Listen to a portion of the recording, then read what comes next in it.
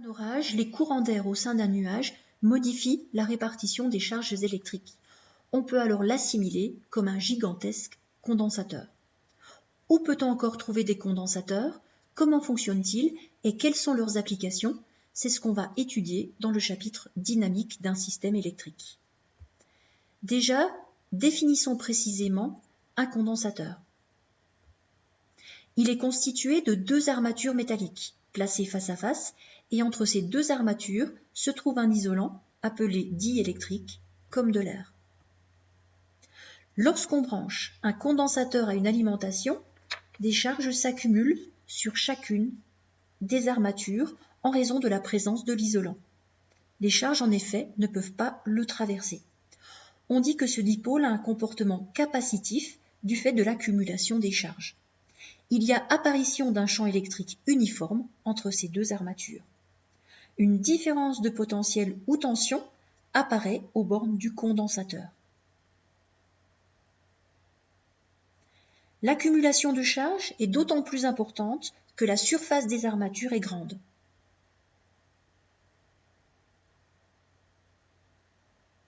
Ou que l'épaisseur, petit e de l'isolant, est faible.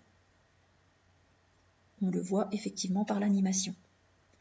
L'aptitude d'un condensateur à accumuler des charges sous l'influence d'une tension est caractérisée par sa capacité, terme préféré à capacitance en France. Cette capacité sera donc d'autant plus élevée qu'il y aura des charges accumulées.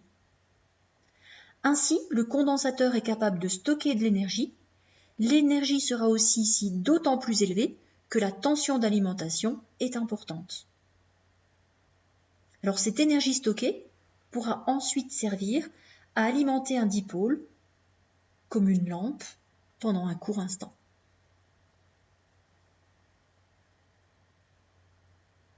Ainsi, un condensateur plan est constitué de deux armatures conductrices identiques planes en regard parallèles entre elles. La capacité C d'un tel condensateur dépend de la superficie grand S des armatures, de la distance petit e qui les sépare, mais aussi, on ne l'a pas montré avant, mais de la nature de l'isolant. On peut définir la capacité par l'expression C égale epsilon fois S sur petit e. Donc grand S, la superficie, s'exprime en mètres carrés, l'épaisseur ou la distance entre les deux armatures en mètres. Epsilon correspond en fait à la nature de l'isolant, donc c'est la permittivité qui s'exprime en farad par mètre, et du coup la capacité s'exprime en farad. On peut symboliser le condensateur de cette façon, avec la tension UC à ses bornes. QA correspond à la charge accumulée par l'armature grand A, ici positive. QB, la charge accumulée par l'armature grand B, QB est négative.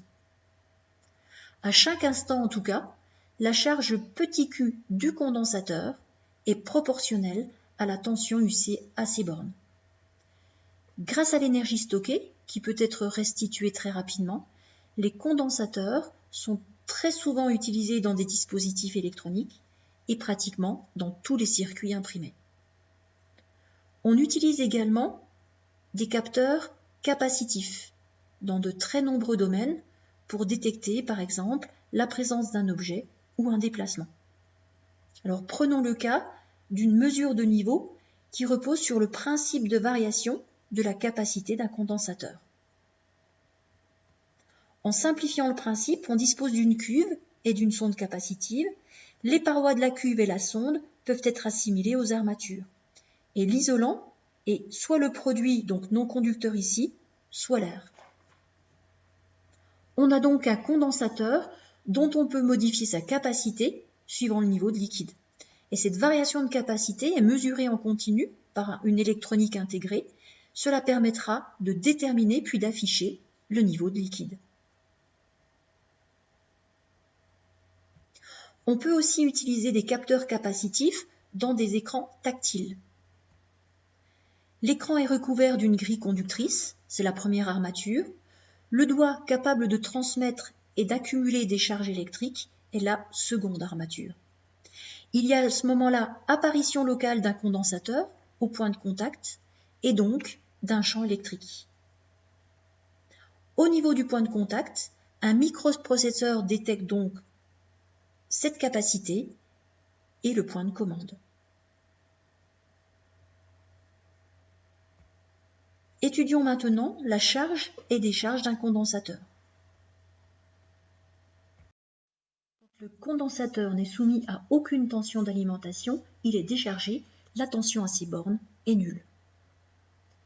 Dès qu'on ferme l'interrupteur, le condensateur est relié à une tension d'alimentation, il se charge, la tension augmente progressivement pour atteindre une valeur max.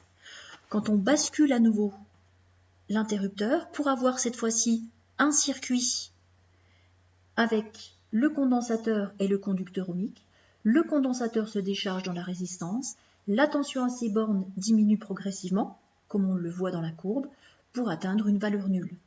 Dans les deux cas, la charge et la décharge ne sont pas instantanées.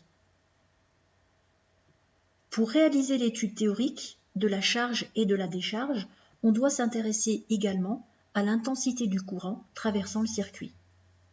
Rappelons la signification d'une intensité. On met souvent en parallèle intensité d'un courant et débit d'eau. À travers cette ligne imaginaire, on peut définir le débit. C'est le volume V1 d'eau qui traverse cette ligne par seconde. On le calcule donc en faisant le rapport V1 sur ΔT. Et il s'exprime en mètres cubes par seconde. Ce débit est plus important que celui de la rivière.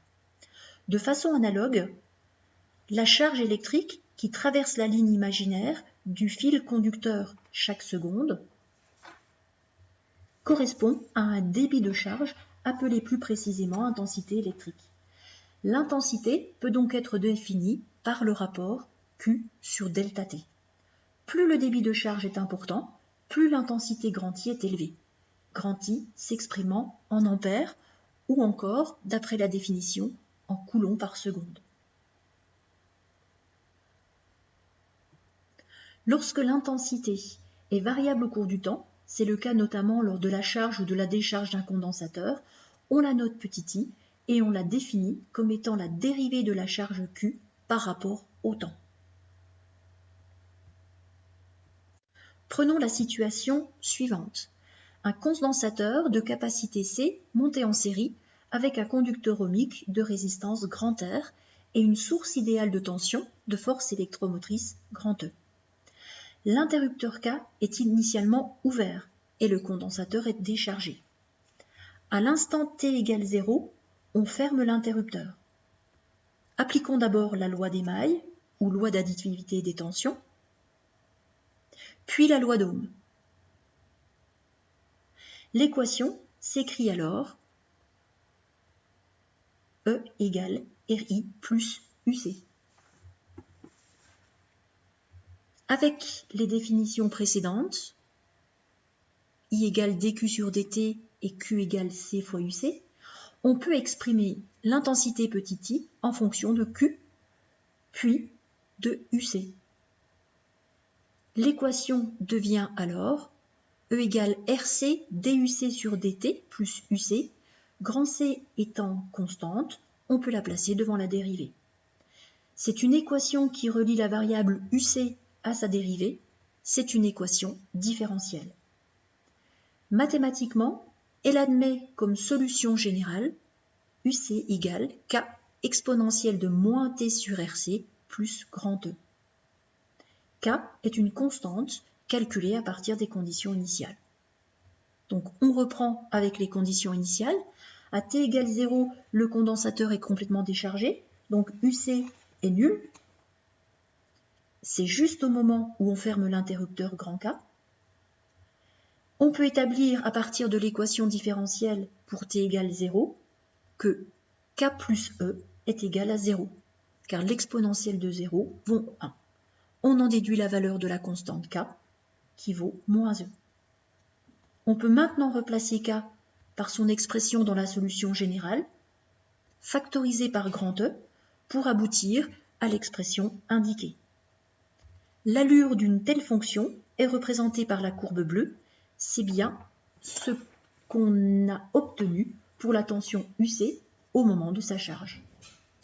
De façon analogue, on répète la même opération lorsqu'on bascule l'interrupteur grand K en position 2. D'après la loi d'Emaille, sachant que dans le circuit, on a uniquement maintenant condensateur et conducteur ohmique, donc 0 égale UR plus IC, avec toujours la loi d'Ohm. On exprime I en fonction de UC comme précédemment, et on aboutit à l'équation RC DUC sur DT plus UC qui est égal à 0. Une nouvelle fois, l'équation relie la variable UC à sa dérivée, c'est encore une équation différentielle. Celle-ci a pour solution générale UC égale K exponentielle de moins T sur RC. K se calcule toujours à partir des conditions initiales. Mais attention ici, quand on bascule l'interrupteur en position 2, en prenant toujours pour référence T égale 0, le condensateur est complètement chargé, et donc UC est égal à grand E. D'après l'équation, pour T égale 0, on en déduit que K est égal à grand E. D'où l'expression finale, UC est égal à exponentielle de moins T sur RC. L'allure est une décroissance exponentielle.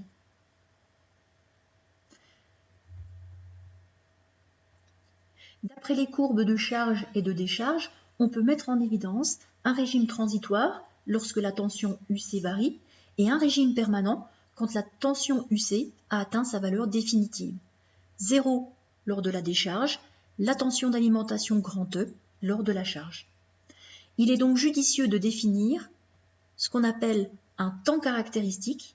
Il permet de déterminer la durée de charge ou de décharge d'un dipôle RC.